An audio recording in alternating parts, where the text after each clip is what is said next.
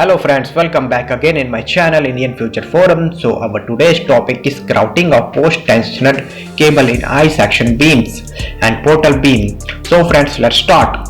The purpose of grouting is to provide permanent protection to the post-tensioned steel against the corrosion and to be developed bond between the pre-stressed cable and surrounding structure concrete. Grouting shall be carried out as early as possible but generally not later than 2 weeks of stressing.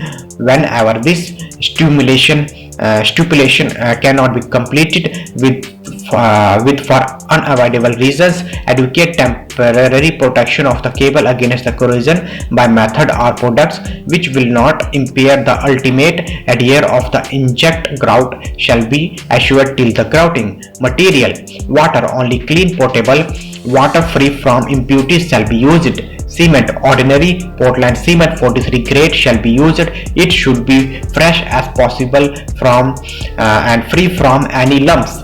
Admixture: non-shrinkage powder compound Intraplast N200 of Sika brand. Equipment: grout mixture mechanical type, grout pump J600, grout screen connection and air vents, generator, thermometer, stopwatch extra.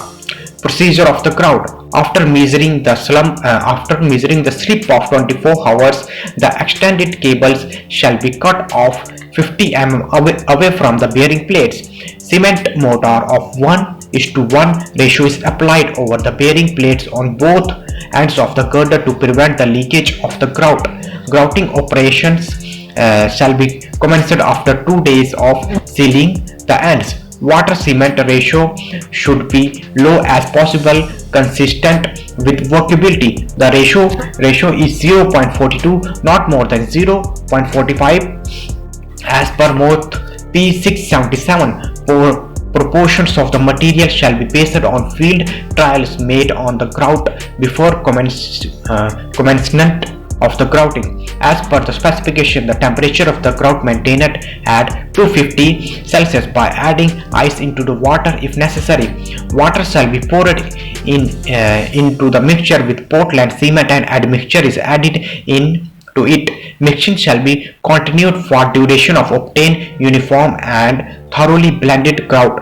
Grout shall be continuously agitated and then poured into another tank after passing through the screen. Duct shall be flushed with water for cleaning as well as for wetting the surface of the duct walls. The water in the duct shall be blown out with the compressed air. Injection of the grout: after mixing of the grout, all connection from the tank to pump and pump to inlet shall be checked. The grouting shall be allowed freely and flow freely from other end until the consistency of the grout is in this end is same as that of the grout of injection end. When the grout flow at the other end, it shall be closed off and grout is continued so that pressure commenced. Full injection pressure at about 5 kg per centimeter square shall be maintained for at least 1 minute before crossing the injection pipes. If there is leakage observed at any ends, the grouting operation shall be discontinued and entire ducts flushed with high pressure water. Grout cannot used within 30 minutes of mixing shall be injected.